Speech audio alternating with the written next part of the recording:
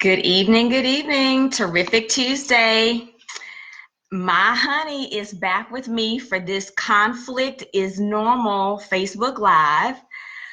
Please click and share to invite others to this party. And, leave us some comments. We really genuinely want to hear from you. And if there are topics or subjects that you want us to talk about, we want to know. Also, follow us, Live the Life Jacksonville on Facebook, and follow us, Live the Life Jax, on Instagram, so that you don't miss any events or content. I am Miko Page with Live the Life, where we help to strengthen marriages and families. And honey, before I start, I gotta say one thing. Yes. Did you miss me? I am Christopher Page. I've been married to this beautiful woman for almost 22 years. We want to help you tonight in the areas of what you think about conflict and how you approach it. As I'm sure is the case with you and your spouse, Miko and I love each other dearly. We're great friends, but we don't always agree.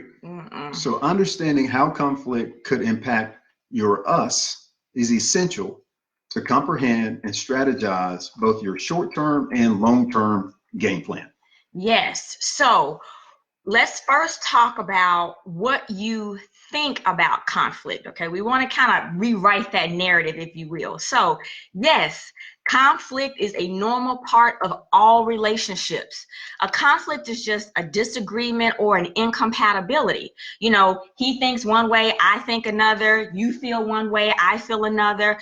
This is not new to humanity. It goes all the way back to Adam and Eve in the garden, okay? There was perfection, everything was beautiful and good, there was God, and then there was conflict, okay? The first conflict was over whether or not God said they could eat from the tree of the knowledge of good and evil.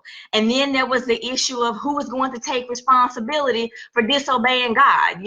Adam blamed God for giving him Eve, Eve blamed the serpent. Can you say conflict? So Max Lucado, if I were to quote him, he said, conflict is inevitable, but combat is optional. First, your spouse isn't the enemy. So Miko is not my enemy. Right. We're on the same team. Generally, men, come on, get with me on this. As boys, we're typically taught to win at an early age. Now, with that mindset, that could set us up for an adversarial relationship, possibly with our spouse. So that generally bleeds into our relationships, specifically when there's conflict. Yeah. So winning looks and sounds like I am right and you are wrong. Instead, I invite you to look at conflict as an opportunity to work together. Ensure your perspective of winning includes your us, and includes your us.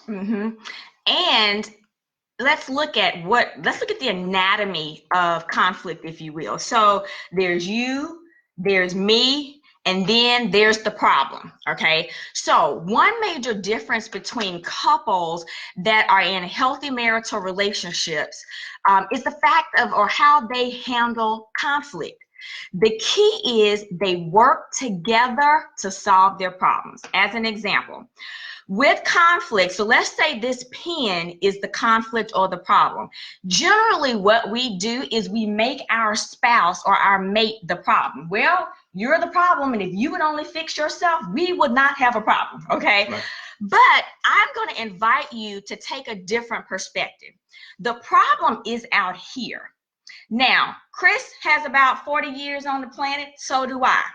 If we look at the problem out here, and we work together as a couple, there is no problem that we can't solve if we work together to solve it. This is when you have us operating, okay? Now, there are different types of problems, two basic types of problems. You have solvable problems, and you have problems that have to be managed, okay? Now, with solvable problems, the conflict is simply about the subject, and the solution can be found and maintained.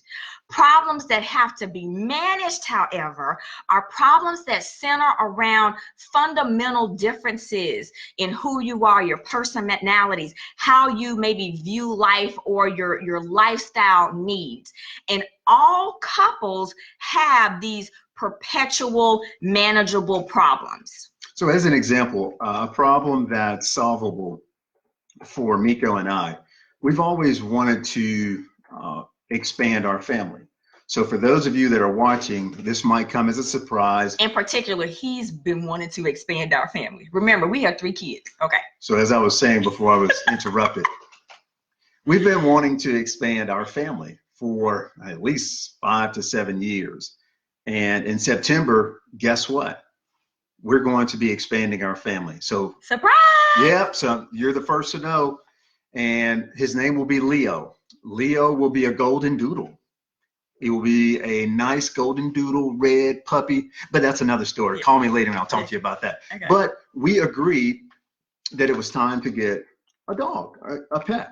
And that problem was solved. Yes. However, a problem that's manageable now, this has been one that has always been at the top of the list when it comes to conflict.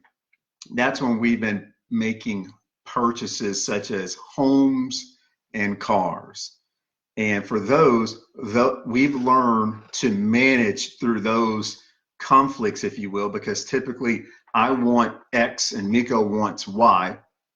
Well, we have to come together in some form so that we can move forward, but it's managing that conflict. So those are the 2 examples that I'd like to throw out to you. One in which how we solved and came up with the decision, and one how we just continue to manage. Yes, when it comes to finances, he's black, I'm white, and we've had to navigate great. And we've had multiple opportunities to do that in our 21-year marriage, buying and selling maybe 6 or 7 homes and purchasing multiple vehicles. So it's been many opportunities for us to work together to solve conflict. Yeah. So that leads us to, okay, then how should you approach conflict in a way that is healthy? So I want to give you just 4 quick points because our time together is limited, okay? First, I want to remind you about us, okay? So last week, we talked about the ingredients of a healthy relationship. We called them the essential elements of us: goodwill, empathy, humility, and respect.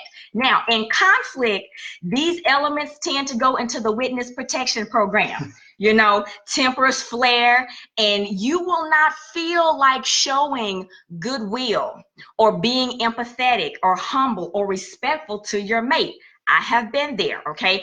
So, but we don't get a pass during conflict to be ill-willed, indifferent, prideful, or disrespectful, because that is not honoring, and that will not benefit and bless your us. All right, the second point, listen, and if you didn't hear that, listen. Stephen Covey, you've heard this: seek first to understand, then to be understood. First, listen for understanding, and then speak. That's a skill. Yeah. Listen for understanding, and then speak. When your emotions are running high and you've been intentional about listening, which is not what you're going to feel necessarily like doing. It's a choice you make on behalf of your us. Yeah. Very, very key. A choice that you make on behalf of your us. Pay attention to how your spouse says he or she feels, because feelings let you know what's going on with them inside, which typically leads to the behavior you see on the outside. Mm-hmm. For those of you who are uncomfortable with people's emotion, this is an opportunity for you to grow relationally, and love your mate beyond your personal limits. You know, it was really important for Chris to listen to how I felt about why I didn't want a pet in the early years of our marriage.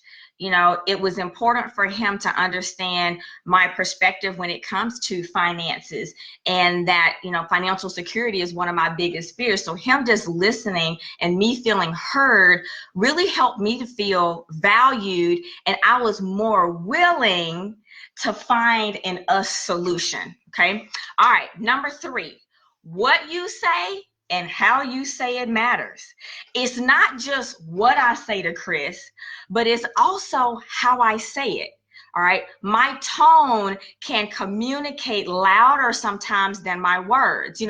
I can tell him how I feel and how his behavior impacts me in a way that is still respectful, even though it's a challenging subject or the content may be difficult for us.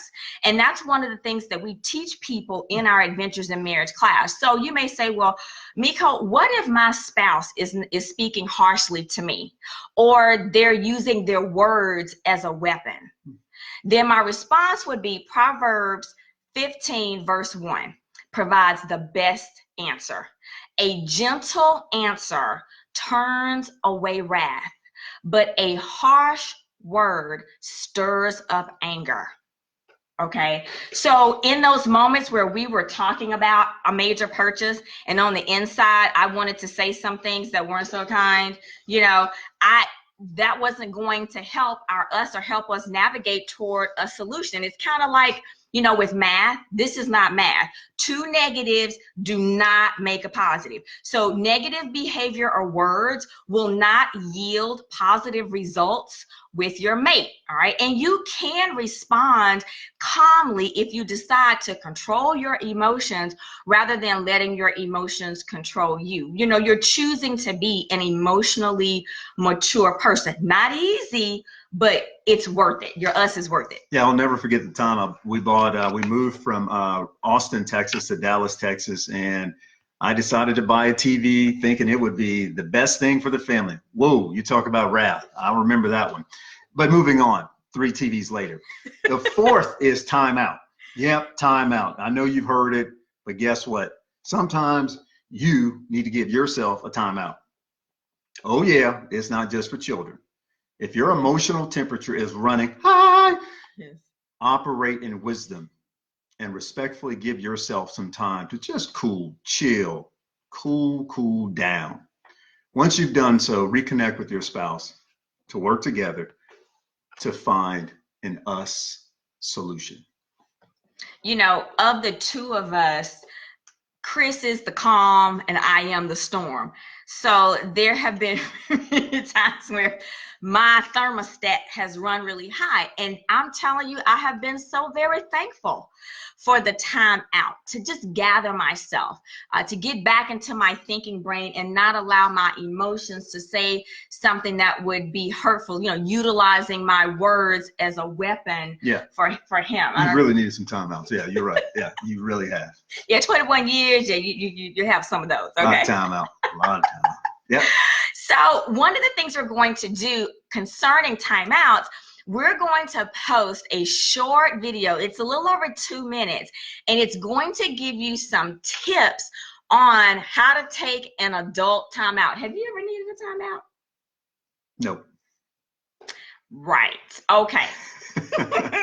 So also, if tonight's content or one of our other Facebook Live videos has really resonated with you and you want to maybe take your marriage to the next level, come journey with us through a virtual Adventures in Marriage class I'm going to be hosting starting June 2nd. We just completed a session about 3 weeks ago, and the feedback was phenomenal. I had couples married anywhere from 8 years up to 30 years, and they took away what their marriage needed for this season. The feedback was phenomenal. And so we want to invite you to join us. You can find the details on our Facebook page. And if you haven't seen some of our other videos, like the video Chris and I did on Men and Women Are Different, or the one I did on the essential elements of us, where I really break that down, please go back at your convenience and watch those videos. And you know what? Share it with others, because if you know a couple and they're married, I don't care how great their marriage is, it could be better. And if you know a couple who is under stress, you never know what a one word clip or video could mean, because God could take that and just do amazing things in the heart of that spouse. So. And For those that remember, he's ready. You got to go back and watch the other video we did to catch that one. Check it out. Anyway, till next time, love well and stay safe.